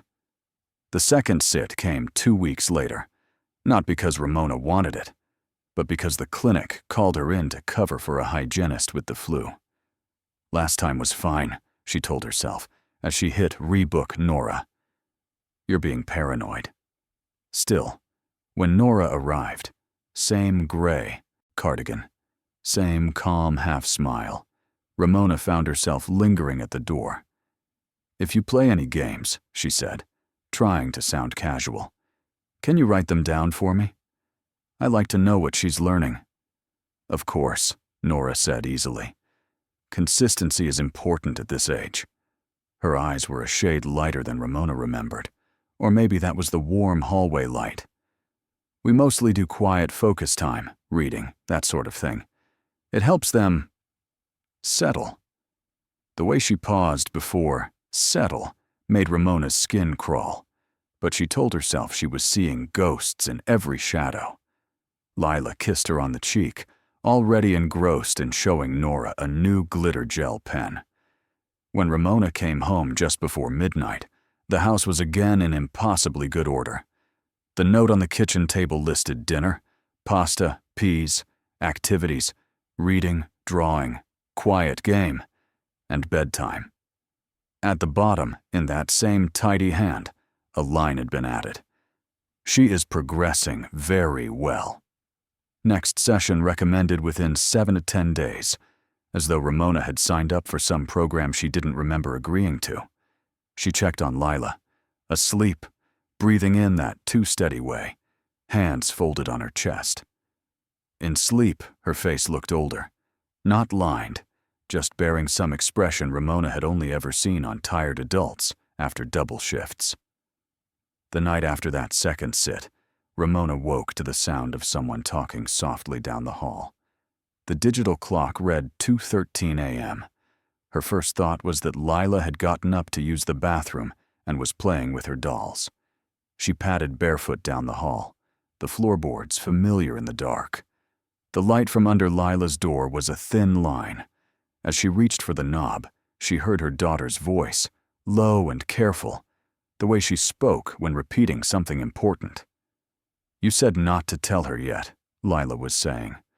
"But what if she opens the door without knocking?" A second voice answered her, quiet and close enough that the hair on Ramona's arm stood up. It was not Nora's voice, or at least not the one she'd heard at her front door. This voice sounded older, roughened by cigarettes or years. It had an accent Ramona couldn't place, a trace of something rural, maybe from the next state over, maybe from 50 years ago. "Then you stay very still," it said. "She will think you're asleep. We don't wake them up. That's the rule. We only wake the ones we're supposed to be in." Ramona froze, hand on the doorknob, heart pounding so hard she could see her pulse in her fingertips. She listened, barely daring to breathe. "But she's not ready," Lila whispered. "She doesn't listen right. She gets scared and loud." A soft chuckle, dry as paper. "She'll listen when she's alone enough times," the voice murmured. "They always do. That's why we start with you. It's easier to move in if someone's already practiced." There was a rustle, as of pages, turning. Now, again, from the beginning. "Where were you born?" "In this house," Lila said dutifully. It was wrong. She'd been born in the hospital in the city, a 20-minute drive away. "Before that," the voice coaxed. There was a pause. When Lila spoke again, the words came out in that, not quite her accent, each syllable placed with care. "I was born on Miller Road, in the yellow house with the big maple in front, in the winter of 1952. My mother said the pipes were frozen the whole month." Ramona had never been to Miller Road, but she'd heard old women at church talk about the yellow house that used to be there before it burned down in the 80s. Ramona yanked the door open so hard it hit the stopper with a bang. The room was dim, lit only by the nightlight. Lila lay in bed on her back, eyes closed, the stuffed rabbit under one arm. Her lips were parted just enough to let out the faintest whisper of breath. On the floor beside the bed, open on the rug, lay one of Ramona's old spiral notebooks from high school, the pages filled to the edges with dense, looping handwriting. It was in the same tight, slanted style as the note from Nora, nothing like the blocky letters Lila used to print. Every line started with I and a date that wasn't current. March 3rd, 1974, August 19th, 1963, November 12th, 1958. A list of days that meant nothing to Ramona, but clearly meant everything to whoever had written them originally. She snatched the notebook up and flipped through. On one page, in the middle, a sentence had been pressed so hard into the paper, it nearly tore. "She won't notice until it's mostly done." Beneath that, written much more recently, in Lila's purple glitter pen, "I'm not supposed to write this part when she's here." The next morning, Ramona called the number listed on the Little Lantern website instead of using the app. A pleasant, voicemail-perfect female voice answered on the first ring. "Thank you for calling Little Lantern Sitter Services. To book a new appointment." "There's something wrong with one of your sitters," Ramona cut in, words tumbling over each other. "With Nora. My daughter she's different. She's saying things she couldn't know. I want my account deleted." There was the briefest pause on the line, a glitch in the otherwise seamless script. Then the voice said, in the exact same tone, "We're sorry you feel that way. All of our lanterns are thoroughly vetted and trained to provide developmentally appropriate enrichment. Some children progress faster than expected. If you would like to adjust your child's program, please contact your local coordinator." "I don't want a program," Ramona snapped. "I never signed up for a program. I just needed a sitter. I want my review taken down and my information deleted. Do you understand?" Her own voice was high and tight in her ears. "In order to ensure continuity of care," the voice replied, "we retain basic, non-sensitive information related to each child's progress." The words were too polished, too ready. "Your daughter is responding extremely well.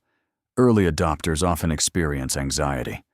We recommend completing the first cycle before making permanent changes." "What cycle?" Ramona demanded. What is this? What are you teaching her?" The line went oddly flat for a second, as if someone had put a hand over the microphone. When the voice came back, it was different.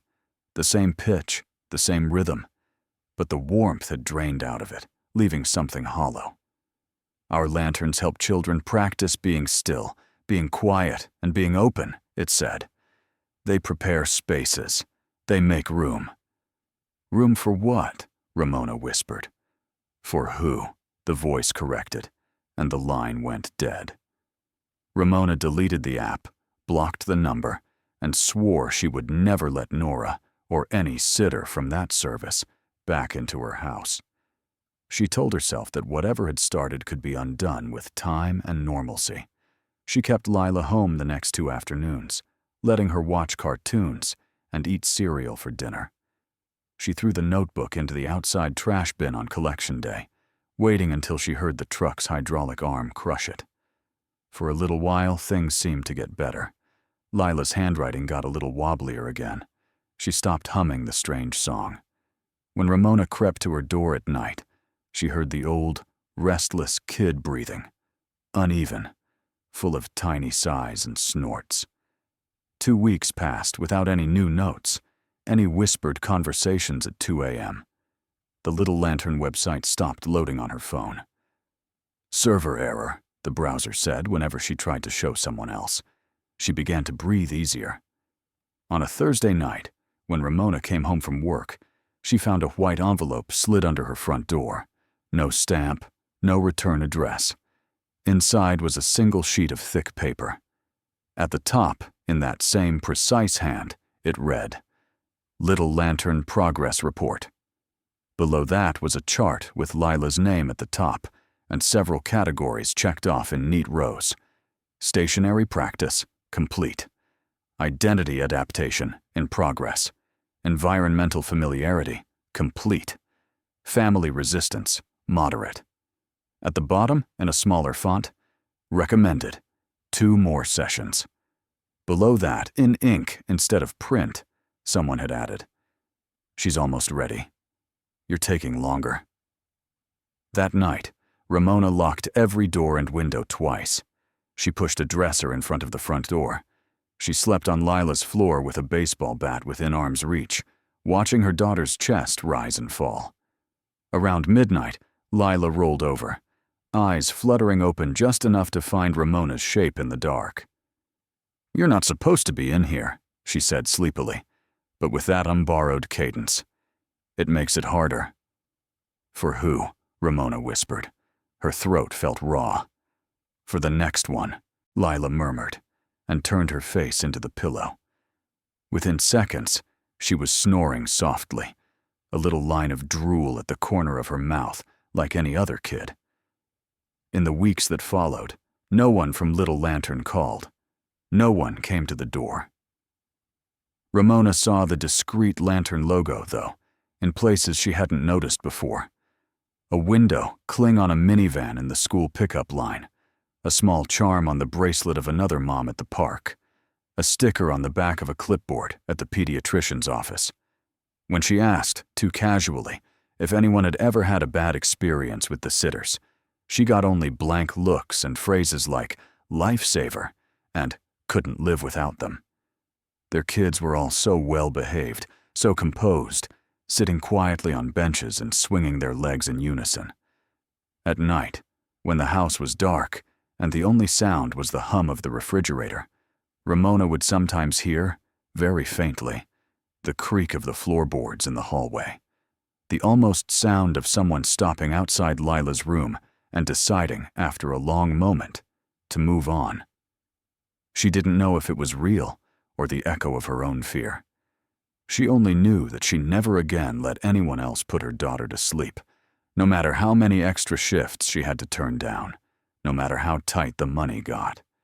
And on the nights when she lay awake, staring at the ceiling with Lila's slow breath, a metronome in the dark, she couldn't shake the thought that somewhere, in some other small town, another mother was downloading an app with perfect 5-star reviews and telling herself that this time, this sitter, this service, would finally make everything easier.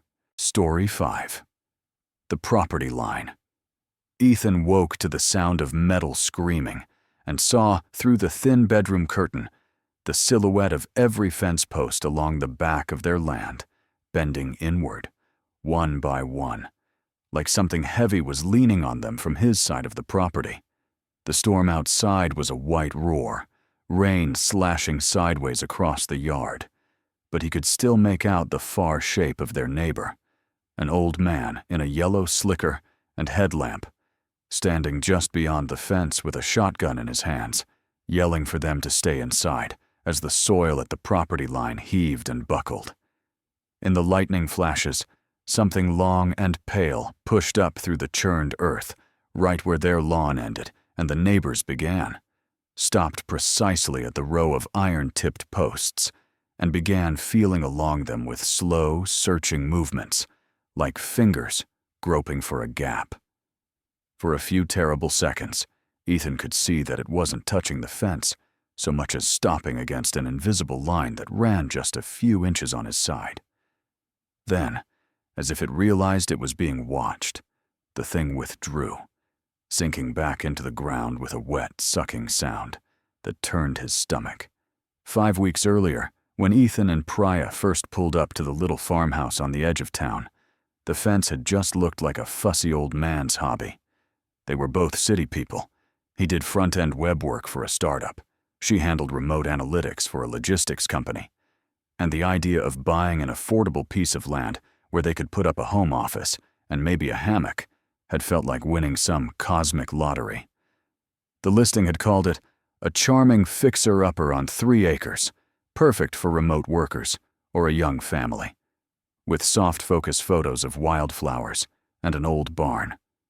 The only real blemish had been the neighbor's fence, a 7-foot-tall run of thick wooden posts and wire, each post capped with a rusted iron spear, marching in a perfectly straight line down the length of the shared boundary. On their side, the posts were plain treated lumber, weathered gray. On his, someone had driven short iron rods into the ground between each one, like the teeth of a second buried barrier. When they asked their realtor about it, she'd winced. "That's just Mr. Crenshaw," she said. "He's a little intense about his property, but he's mostly harmless. He's been here since before the bypass went in. You won't have much to do with him." The first time Ethan saw Crenshaw up close was moving day. The U-Haul had barely coughed to a stop in the rutted driveway before the old man appeared at the fence line, hands braced on the top rail, head cocked. He was in his late 60s or early 70s, wiry where Ethan's own father had gone soft, with sun-leathered skin and eyes the color of dirty ice. "You the Kowalskis?" he called. "Yeah," Ethan replied, raising a hand, trying for friendly. "Ethan and Priya. We closed last week." The old man nodded once, not smiling. "Don't move the posts," he said. "Don't dig within 3 feet of the line. Don't plant nothing that throws shade over." It wasn't phrased as a request. "We're not planning on touching your fence," Ethan said, a little taken aback. "We're mostly going to be inside working." Crenshaw's gaze flicked over the moving truck, the city plates on their car, the potted snake plant Priya had insisted on bringing. "Ain't my fence I'm worried about," he muttered, more to himself than to them. "It's yours." At first, the fence obsession was just an oddity. Every evening, just before dark, Crenshaw would walk the length of the property line on his side, lantern in one hand, hammer in the other, tapping each post. Sometimes he'd kneel to smooth the dirt at the base, muttering under his breath. Some nights, long after Ethan and Priya had gone to bed, they'd hear the distant thunk of metal on wood, the squeal of wire being tightened. Once, at 2 in the morning, Ethan woke to the sound of a truck idling out back and looked out to see Crenshaw in the beam of his own headlights, driving fresh iron stakes into the ground between 2 posts, his breath visible in the cold air. "The man's insane," Priya said the next morning over coffee, watching him from the kitchen window as he inspected the line again, fingers trailing along the top rail like he was checking for splinters. Boundary issues much? The first sign that it was more than that came with the dog. They didn't have pets yet, but the previous owners had left behind a few weather-beaten toys in the yard, a chewed rubber ball, a cracked food bowl tucked under the porch. When Ethan asked the realtor, she'd hesitated. They had a lab, good dog, ran off last spring and never came back, she said. Coyotes, most likely. One evening, as the light went gold and bugs started their chorus, Ethan was out back setting up a cheap tiki torch when he saw something move at the fence. A big, tan dog, maybe a shepherd mix, was standing right on the line, ribs showing under its coat, tail low but wagging tentatively. It was on their side, technically, its paws in the scrubby grass that belonged to the Kowalski deed. Ethan, who'd always wanted a dog, crouched and clicked his tongue. "Hey, buddy," he said. "You lost?" The dog took a cautious step toward him, eyes bright. "Don't you call it over," came Crenshaw's voice, sharp enough to make Ethan flinch. The old man was there, as if conjured, one hand on a post, the other hanging at his side in a fist. "It's on your land. It stays on your land," he said. "You feed it. You keep it. You don't send nothing back over." Ethan straightened, confused and a little angry. "It's just a stray," he said. "If it belongs to you, I'm happy to—" "It don't belong to me," Crenshaw cut in. "Not one more thing. That's the whole damn point." The dog whined, looking between them. For a weird, intense second, Ethan had the irrational feeling that the animal understood the stakes of this conversation better than he did. "You take it in, or you chase it off," Crenshaw said. "But it don't cross back. Not once it's yours." They took the dog in. Priya named her Miso. She was sweet and skittish and refused, from the first night, to go within 10 feet of the back fence. If a ball rolled that way, she'd whine and pace until someone else fetched it. If Ethan tried to coax her closer with treats, she'd plant her feet and growl low in her throat, not at him, but at the ground itself. "Maybe it's the smell of whatever he treats the posts with," Priya suggested, trying to sound rational. "Some kind of pesticide. Dogs can smell weird stuff." But when Ethan knelt one afternoon and put his own nose to the earth near the fence, all he smelled was damp dirt and rust, undercut by a faint sourness that made him think of old blood. A month into their new life, after the novelty of local diners and quiet mornings had worn off, Ethan was the one who noticed the pattern. Every night, a little after midnight, the house would creak like it was settling. The fridge would kick on. The digital guilt of unanswered emails would tug at his brain. And underneath all of that, so quiet he could have written it off his imagination, came another sound. A soft, steady scraping along the back of the property, like someone dragging something heavy and dull along the inside of a trench. It would start at the far corner by the old oak and move, unhurried, post by post, down the length of the fence. Miso would sit up in her dog bed and stare at the back door, ears pinned, a low whine in her throat. When the sound reached the middle of the yard, directly behind their bedroom, it would stop. The first time Ethan got brave enough to pull back the curtain and look, he saw only darkness and the faint suggestion of movement under the ground, as if the grass itself was breathing. He told himself it was tree roots settling, underground water moving after the heavy spring rains. Then he found the first mark. It was a morning after a particularly brutal thunderstorm, the kind that had lit up their entire bedroom every few seconds and made sleep impossible. He went out to check for damage and saw, near the center of the property line, a shallow gouge in the earth that hadn't been there before. It ran parallel to the fence, a foot or so on their side, like something had pressed along the ground hard enough to part the soil in a clean line. In the soft mud at the bottom of the gouge, faint but undeniable, were impressions like handprints, only longer, with too many joints. They started at one end and stopped exactly at the spot where one of the posts leaned a fraction of an inch inward, warped by age. The wooden rail there had a fresh crack, as if it had been pushed from his side. When Ethan went to ask Crenshaw about it, the old man didn't pretend not to know what he was talking about. "You seen it then," he said, eyes narrowing. They stood on opposite sides of the fence, close enough that Ethan could see the fine tremor in the older man's hands. "It's not," Ethan began, but he had no word that wouldn't sound ridiculous. "It's not an animal. It's not right." "Whatever's under there, it's pushing at your line," Crenshaw said bluntly. "It likes new blood, new names on the paper. Doesn't matter that the land's old. Deed's a fresh cut. Smell draws it." He nodded at the gouge, the warped post. "It's been trying that spot since they first sunk these. Wood gives faster than iron." "What is it?" Ethan demanded.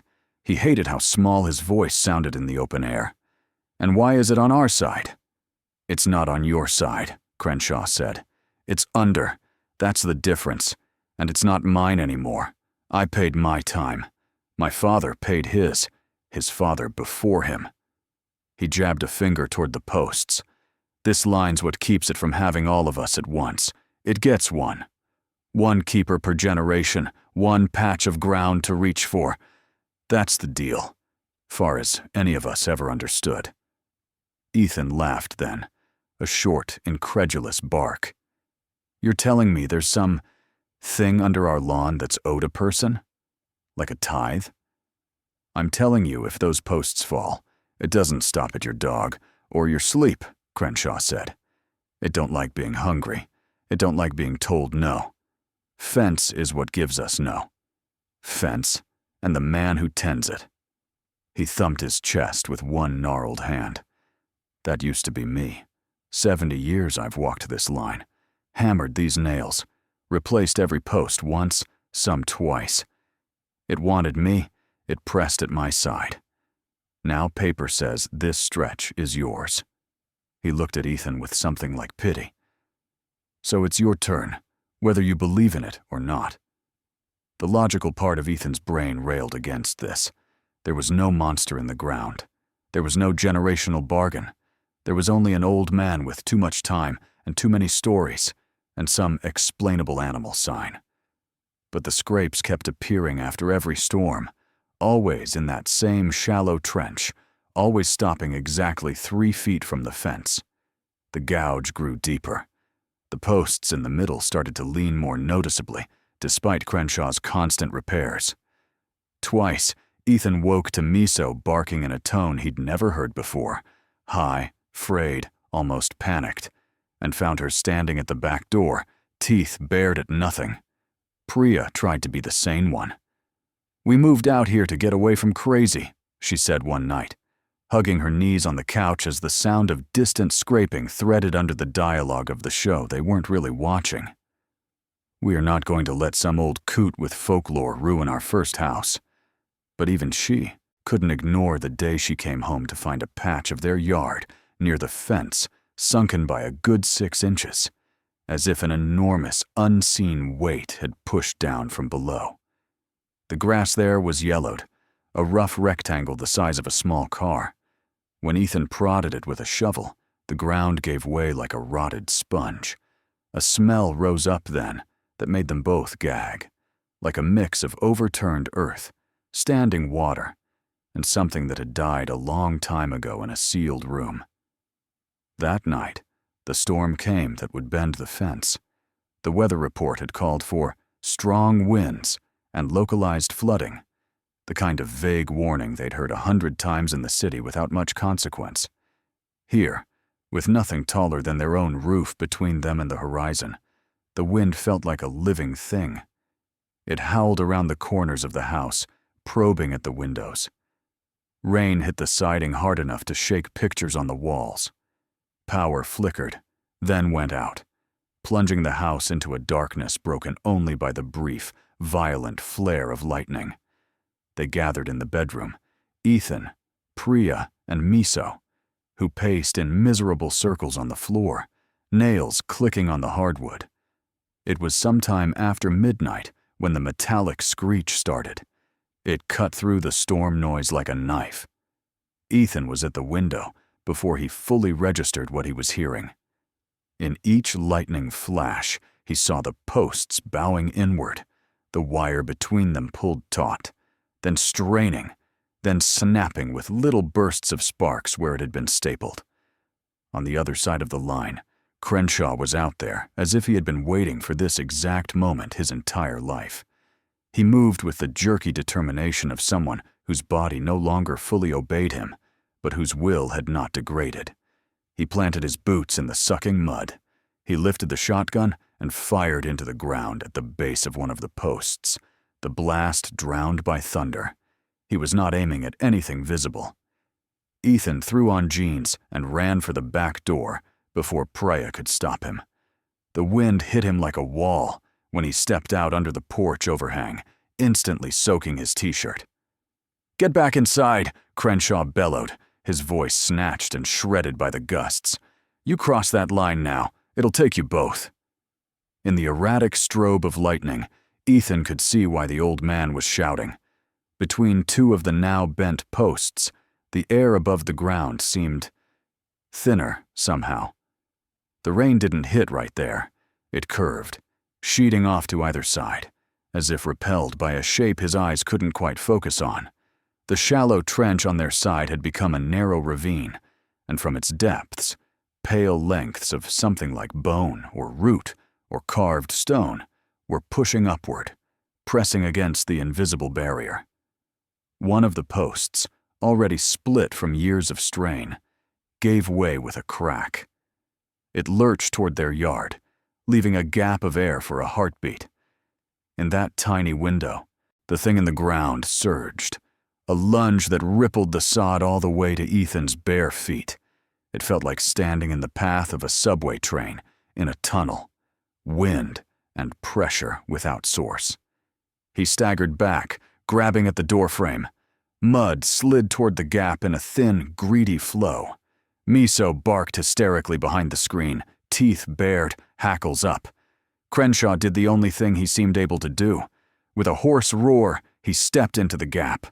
Not over the line, not onto Ethan's property, but into the collapsing space where the post had been. He drove the butt of his shotgun down into the mud like a stake, both hands on the barrel, and for a moment, the storm paused. At least that's how Ethan's memory handled it. The rain hung. The wind held its breath. The pale lengths pushing up from below stopped, quivering an inch from the soles of the old man's boots. His head snapped back, mouth open in a sound Ethan could not hear over the renewed thunder. When the power came back an hour later, and the storm finally limped off toward the next county, the fence stood in a ragged line, some posts crooked, a few missing. The ground on their side was littered with splinters and churned mud. Miso had wedged herself under the bed and refused to come out. There was no sign of Crenshaw. The sheriff came the next morning, hat in hand, eyes heavy. He walked the line with Ethan and Priya, squinting at the damage. "Storm like that. A man his age shouldn't have been out at all," he said. Found his truck in the ditch down past Miller Creek. Must have gone out to check the fence. Got turned around in the rain. He didn't say what they'd found in the ditch, but his gaze slid away from the patch of ground where the post had snapped. "We'll get a crew together, help you clean this up. Maybe you don't need so much fence now that he's gone." Ethan opened his mouth to agree, to say that yes, of course, the fence was overkill, that they'd been talking about taking at least part of it down. But when he looked at the broken gap in the line, at the dark, damp soil still subsiding there with a slow, almost breathing motion, the words died in his throat. The impression of boots, deep and solitary, marked the ground on Crenshaw's side, ending right at the edge. There were no tracks leading away. In the weeks that followed, the townsfolk came by with casseroles and advice. Old Crenshaw was always a little touched, one of them said. Talked about keeping watch, like he was guarding Fort Knox. You'll be happier once that eyesore is gone. But every night, sometime after midnight, Ethan and Priya would lie awake and listen. For a while, there was nothing. Then, one night, they heard the faintest hint of that familiar scraping, starting way down at the corner by the oak and moving, unhurried, along the fence.